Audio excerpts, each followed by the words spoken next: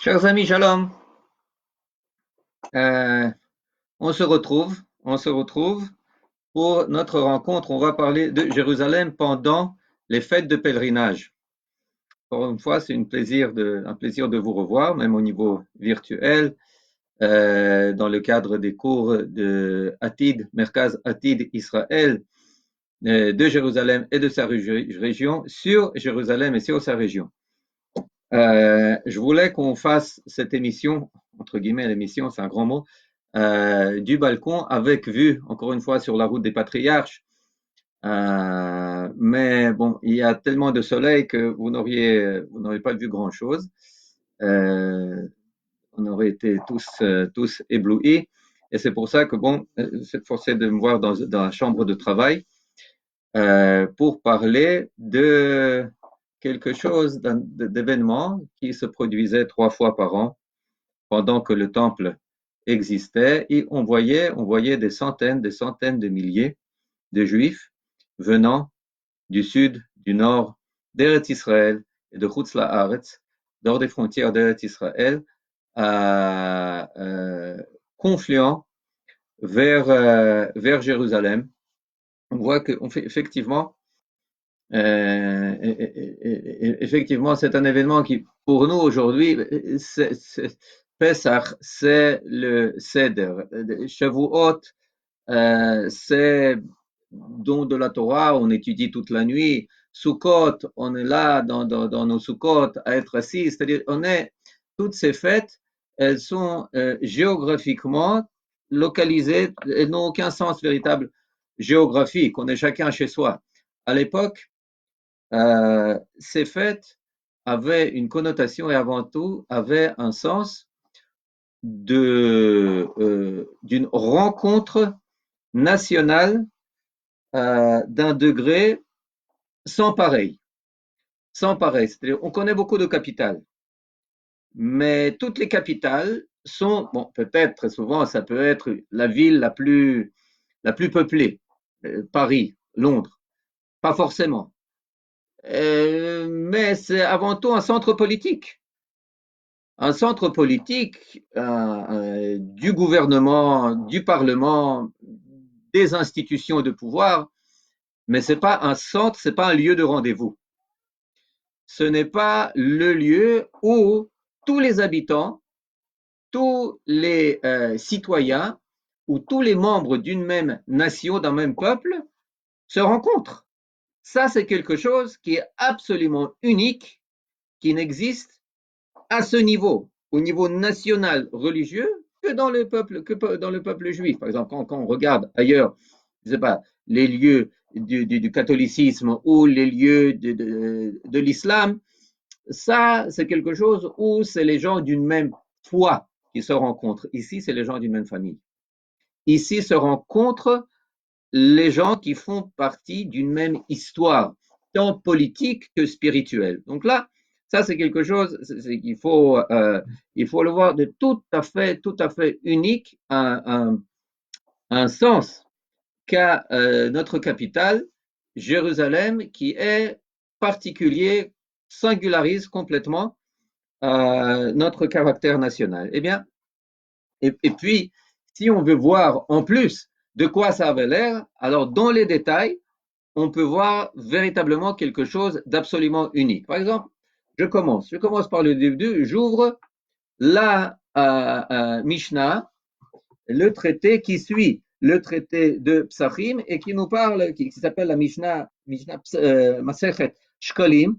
Masechet Shkalim, de quoi elle parle? Elle parle de ce qui se fait à partir du Rosh Chodesh Adar. Donc Rosh Chodesh Adar, c'est le dernier mois du calendrier juif, le mois qui précède véritablement Nissan, c'est-à-dire le début du pèlerinage, du premier mois du pèlerinage. Qu'est-ce qu'elle nous dit? Bechad be'adar mashmim al ashkalim va'al akilaim bechamisha asar bo korim et megillat bekrachin ou matkinim. Et ensuite, bon, ils disent le premier Adar, eh bien, on rassemble, on annonce qu'il faut ramasser les shkalim. Pourquoi? Pour les korbanot, pour les sacrifices, surtout les tmidin, qui vont se faire dans le Beth Amikdash, etc., etc. Et puis, au milieu de la première Mishnah, eh bien, qu'est-ce qui nous est dit? Umatkinin et adrachim, c'est-à-dire on répare les routes. Et ensuite, ve'et arechovot, et les places centrales. Ve'et mikvaot, et les mikvaot amayim.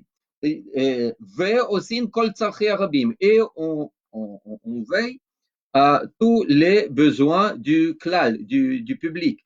Umetzainim et akvarot, et on repeint les cimetières et comment dire ça, les tombes, les tombes, veyotzim avalakilan, etc. C'est-à-dire l'essentiel de ce que je voulais dire ici, c'est que dès le milieu du mois de Hadar, c'est-à-dire un mois exactement avant Pesach, qu'est-ce qu'il faut faire? Il faut réparer les routes. Pourquoi? Parce qu'il va y avoir un énorme mouvement de population pour venir où?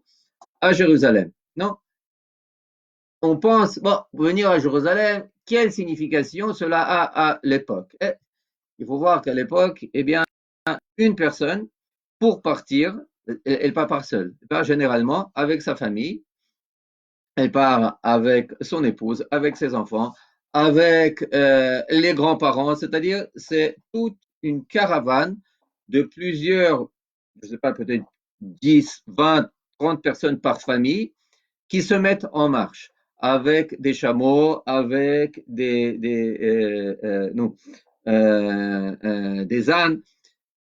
Ils doivent laisser leur ménage, leur maison, leur bétail, leur champ pour une période qui peut durer, dans le plus bref des cas, 2 semaines et jusqu'à un mois. Pourquoi? Parce que si vous venez de Galilée ou du Golan, le Bashan par exemple, au nord, eh bien ça vous prend une semaine pour arriver. De Babylone, si vous voulez, ça vous prend environ 2 semaines. Maintenant, comptez 2 semaines pour venir, 2 semaines pour repartir, une semaine au minimum que vous passez à Jérusalem, et voilà que vous avez déjà plus d'un mois. Si vous venez d'Israël, si vous venez de Eretz Israël, c'est-à-dire du côté ouest du Jourdain, que ce soit au nord, au sud, eh bien, ça peut prendre aussi 2 semaines. Donc, maintenant, sur les routes, qu'est-ce que vous faites? Pourquoi est-ce qu'il est dit que les gens doivent préparer pas seulement les routes, mais aussi les places? Rechovot, à l'époque, ça veut dire les places. Qu'est-ce que ça veut dire? Ça veut dire une chose très simple, c'est que les gens, ils préfèrent loger et passer les nuits pas chez des particuliers, mais dans la rue, mais à la Belle Étoile. Pourquoi? Parce que en partant ou sur la route, ils sont déjà veillés à être purs après le mikvé. Et s'ils entrent chez des particuliers, ils ne savent pas si tous les meubles, tous les outils, tous les habits, tous les tissus là-bas, quel degré de pureté ils ont. Donc, ils peuvent encore une fois se souiller. Pour ne pas se souiller, pour ne pas, eh bien, ils préfèrent loger à la Belle Étoile. Cela dit, comme on a dit, dans les routes, sur les routes, vous avez déjà, surtout à l'approche de Jérusalem, des mikvaot publics qui ne sont pas près, à proximité de tel ou tel lieu de résidence, mais qui sont destinés, lechatchila, presque uniquement pour les gens qui se dirigent en direction de Jérusalem pour qu'ils puissent s'y épurer. Donc, on arrive à Jérusalem. Où est-ce qu'on vit? Où est-ce qu'on loge? Là, on loge plus à la Belle Étoile. Eh bien, à Jérusalem, il y a une chose très particulière. D'ailleurs, je dois vous signaler que ce que je vous dis, c'est essentiellement basé sur le cours de Rav Yitzhak Levi de la Yeshiva de Gush Etzion. Beaucoup de choses sont tirées surtout du traité de Yoma, ce qui parle de Yom Kippur, du Talmud babylonien, et qui parle de beaucoup de ces choses. Et puis, bon, les différentes Mishnayot qu'on a citées, etc. Bon, on arrive à Jérusalem. Alors, il y a les Galouyot qui sont, les diasporas qui sont très riches, qui se préoccupent pour que les plus aisés de ces représentants, eh bien, ils aient qu'on appelle pas, je sais pas, un hôtel qui les attend, une résidence pour les pèlerins qui viennent, je ne sais pas, de telle ou telle région. Mais, ou par exemple, on voit, je ne sais pas, la reine Hélénie Amalka, la reine Hélène, qui venait d'une région qui s'appelait Adiabène, eh bien, elle avait un palais qui l'attendait, à elle et sa famille, à Jérusalem, par exemple. Mais la majorité des personnes n'ont pas ces moyens. Donc, qu'est-ce qu'ils font? Qu'est-ce qu'ils font? Eh bien, ils entrent à Jérusalem et ils habitent chez des particuliers. Parce que, comme il est dit dans Yoma, Yerushalayim, lo nichleka lashvatim. Jérusalem n'a pas été divisée entre les tribus, ce qui signifie, dans notre cas, c'est qu'il n'y a pas de propriété privée à Jérusalem. Jérusalem n'a été donnée à personne. Et même une personne qui y réside, eh bien, ce n'est pas qu'il est propriétaire de son lopin de terre, de son appartement. Non, il peut être gardien. Et, c'est-à-dire, il arrive, le pèlerin arrive à Jérusalem et il voit comment on dit, mitpachot, des signes qui sont pendus sur les maisons, des mouchoirs, des mouchoirs. S'il voit une maison avec un mouchoir, ça veut dire qu'il y a de la place. Alors il entre et on lui offre telle ou telle chambre, et lorsque c'est plein, eh bien, à l'intérieur, eh bien, les habitants, les résidents de la maison qui résident de manière tout le temps, eh bien, ils la quittent et ils passent vivre dans la cour, et c'est les hôtes, c'est les pèlerins qui sont arrivés, qui vivent à l'intérieur. Lorsqu'il n'y a plus de place, on enlève le mouchoir de l'extérieur. Les gens qui arrivent, les nouveaux arrivants, eh bien, ils vont chercher plus loin. C'est quelque chose de tout à fait unique, mais on voit que c'est une ville qui, a priori, est conçue pour les fêtes de pèlerinage, où toute personne peut se sentir complètement à la maison. Absolument. Effectivement, c'est une ville qui appartient à tout le peuple juif. Maintenant, est-ce que pour ce logement, il faut payer? Eh bien, non, on ne paie pas. C'est gratuit, c'est absolument gratuit, mais naturellement, comme quand toutes les choses sont gratuites, eh bien, ça éveille dans chacun le désir quand même de compenser, de récompenser d'une telle ou autre manière la personne qui m'a accueilli. Et il était de coutume que, après avoir fait sacrifier les corbanotes, les peaux et les fourrures de ces animaux, eh bien, servaient de paiement pour le logement, ou pour la semaine ou semaine et demie que les gens avaient passé à Jérusalem. Il y a une question qui est discutée parmi les spécialistes, les historiens.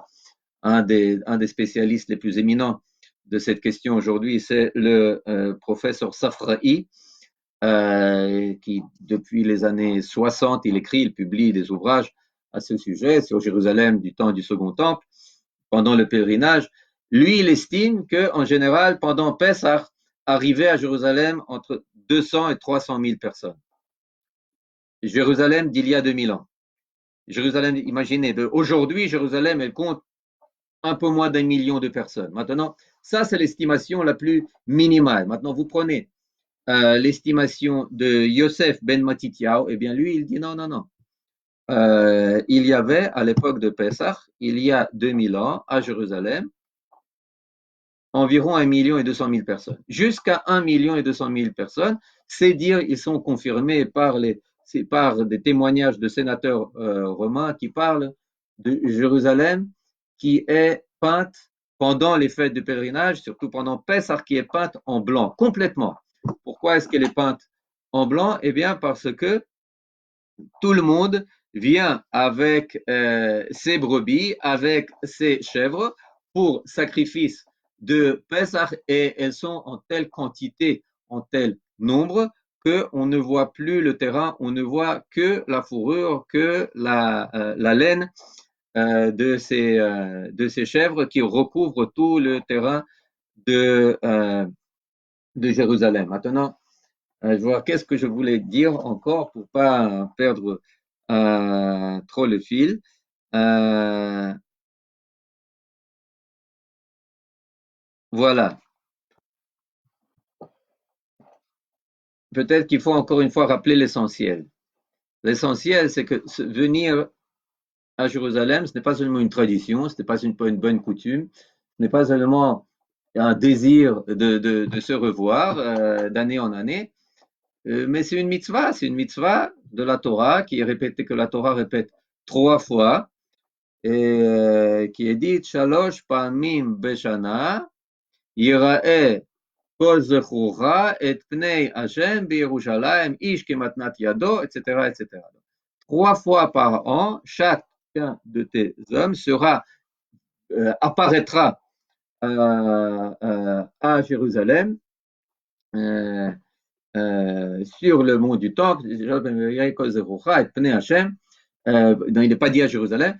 Et Pnei Hashem viendra voir la Shekhinah, Dieu, à Jérusalem. Il faut savoir que il y a quand on écrit Shalosh Pamim 3 fois, Shalosh Pamim Beshana 3 fois par an, Yira'eh Kol Zechurcha, c'est-à-dire Yira'eh, il est dit que ça doit être, c'est écrit Yir'eh, verra, mais on le lit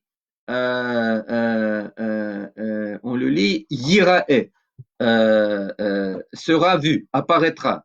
Donc, qu'est-ce qu'il verra? Ben, naturellement, il verra le mot du temple, il verra cette réalité de Jérusalem, il verra la Shekhinah, il verra dans la mesure où on peut le voir. Mais pourquoi est-ce qu'on doit dire Yira'eh? Pourquoi est-ce qu'on doit dire sera vu? De qui il sera vu? Eh bien, il sera vu de Kadosh Baruch Hu.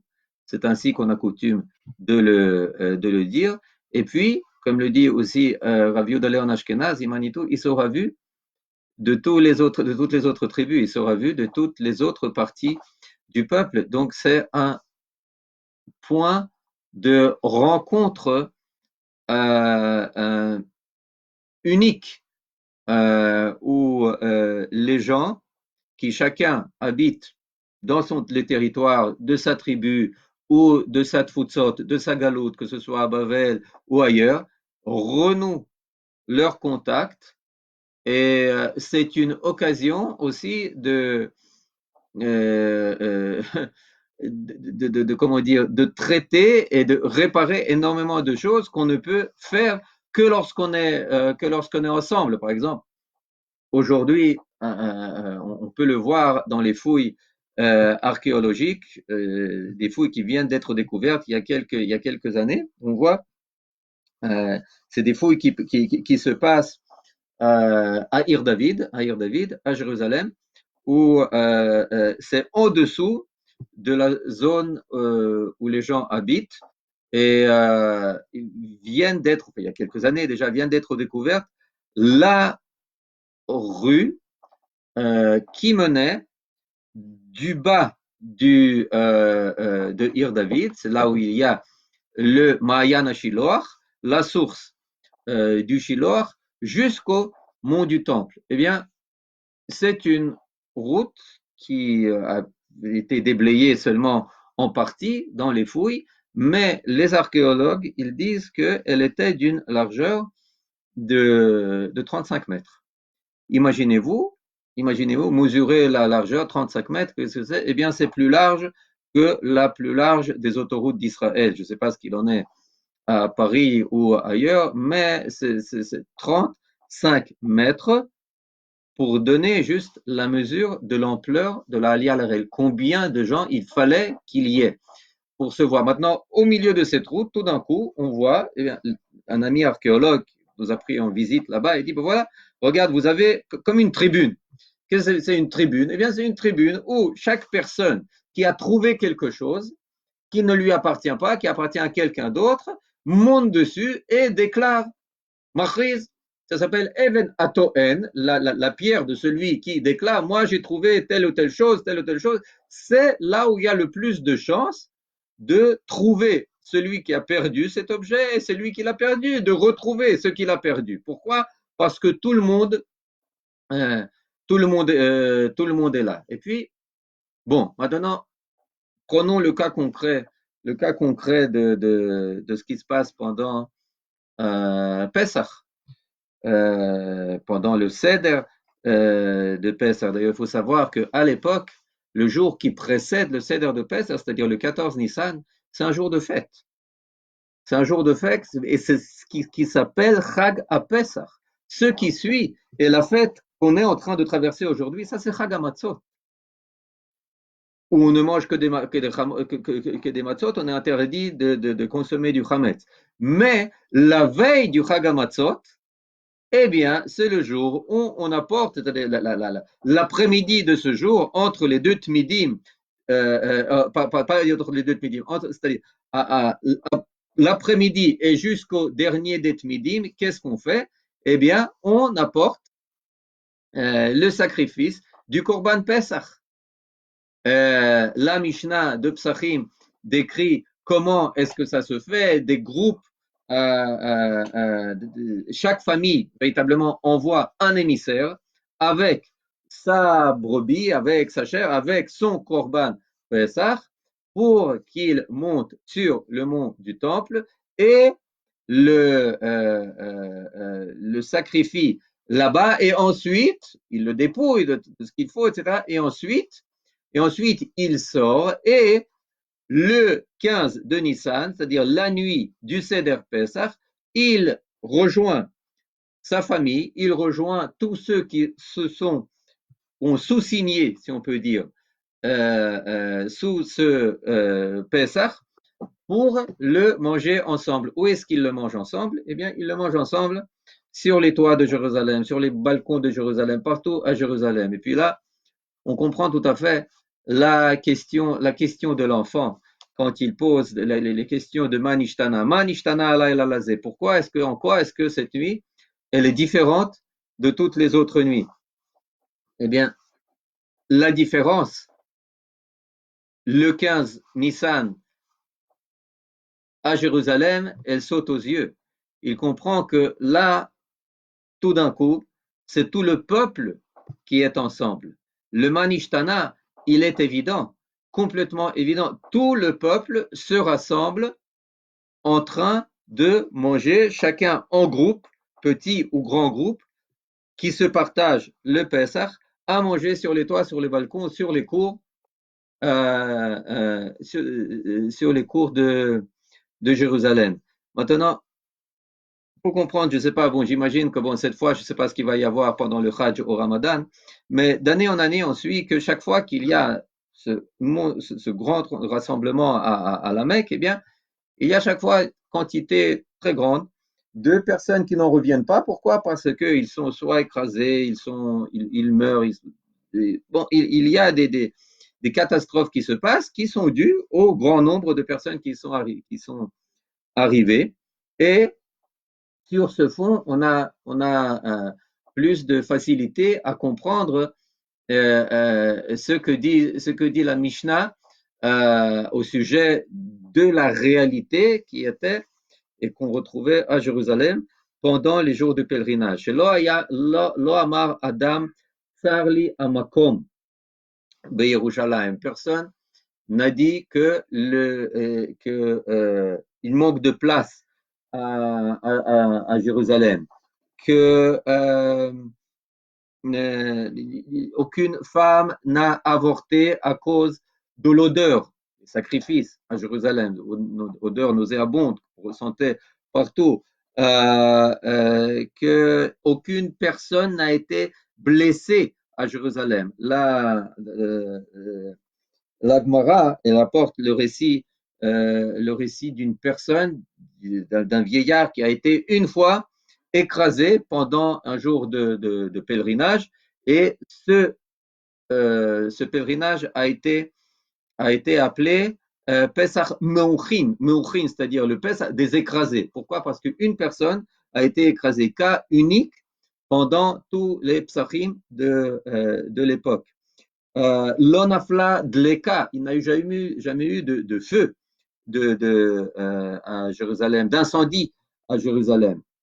L'homapolet, ou pas d'écroulement de terre, lorsqu'on voit d'écroulement de maisons, on voit que tout le monde était sur les toits, sur les balcons, millions de personnes, même centaines de milliers de personnes, comment est-ce que vous pouvez tenir? Tout tenait bien, etc., etc. C'est-à-dire qu'on comprend sur le fond de cette alia les règles que ces miracles, eh bien, ce sont véritablement des miracles. Ils sont peut-être d'ordre naturel, mais ils peuvent, sur fond statistique, des données statistiques de tous les autres pèlerinages, eh bien, ils peuvent être considérés comme véritablement quelque chose d'assez unique. Euh, Autre caractéristique de l'époque, c'est que lorsque le peuple d'Israël se rendait à Jérusalem pour se montrer toute l'intensité de son amour les uns aux autres, étant l'amour porté à Kadosh Baruch Hu, eh bien, on relevait la parochet. On relevait dans le rideau qui séparait le Kodesh du Kodesh HaKodashim. C'est-à-dire que quand les gens étaient sur le mont du Temple, passant devant le Kodesh HaKodashim, qu'est-ce qu'ils pouvaient voir? Ils pouvaient voir les chéruvim, les chérubins, les silhouettes des anges sur l'arche qui, qui contient les tables de la loi, eh bien, qui s'embrassaient, c'est-à-dire leurs ailes, les dépassant au-dessus de leur tête, eh bien, ils s'embrassaient les uns des autres et leur visage se regardait, qui était symbole de l'amour porté, de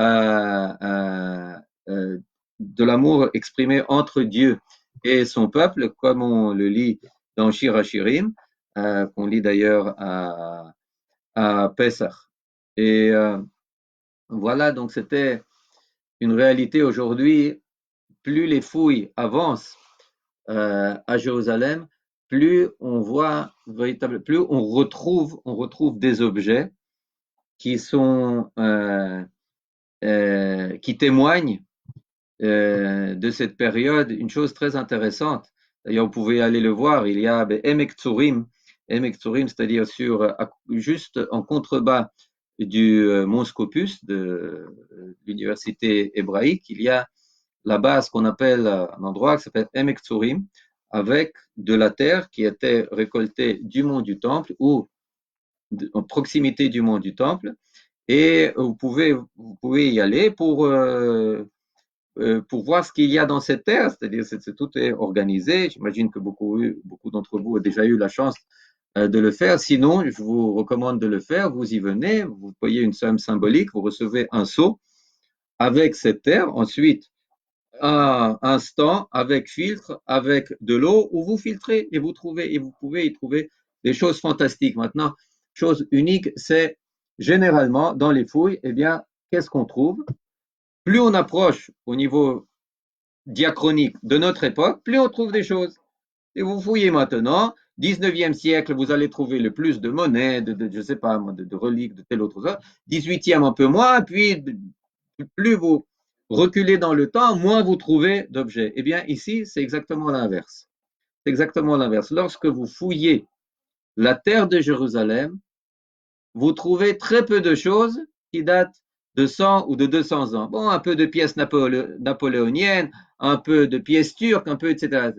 Plus vous reculez dans le temps et lorsque vous arrivez, plus vous trouvez plus de choses. Et lorsque vous arrivez à l'époque du Second Temple, vous trouvez des choses fantastiques. Par exemple, on nous montre une énorme brosse en ivoire de la taille de ce cahier. Et puis on nous demande qu'est-ce que c'est? Qu'est-ce que c'est? Et puis on était là, j'étais là avec mon frère.